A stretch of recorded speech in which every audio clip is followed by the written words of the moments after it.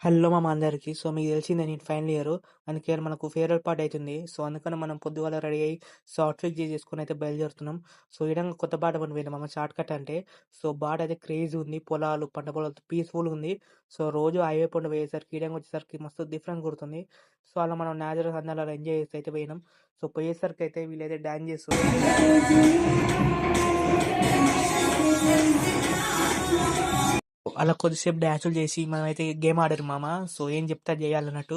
వీళ్ళకైతే same recreation వచ్చింది. So, వీళ్ళైతే నా కూతురు నిప్పురా అనే స్క్రీన్ అయితే రీక్రియేట్ చేస్తుర్రు. ఫుల్ ఫన్ ఉంది. సో, అలా కొద్దిసేపు గేమ్స్ ఆడి ఆఫ్టర్‌నూన్ అయితుందని మేమైతే సో, లంచ్ అయితే చేస్తున్నాం బిర్యానీ.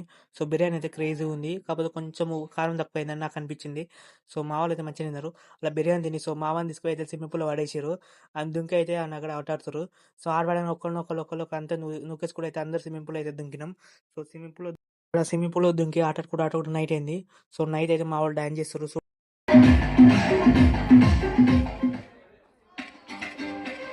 సో, అలా కొందరు నిలబడి, కొందరు కూర్చొని అయితే ఇష్టం వచ్చినట్టు డాన్స్ చేస్తుర్రు. చూడు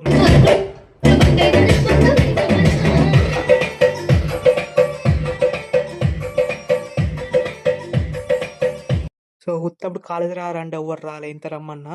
సో, ఇప్పుడు అంతా మిస్ అయితున్నాం అని ఫీల్ అయిపోతుర్రు. ఓ మై ఫ్రెండ్స్‌కి అయితే డాన్స్ చేస్తుర్రు.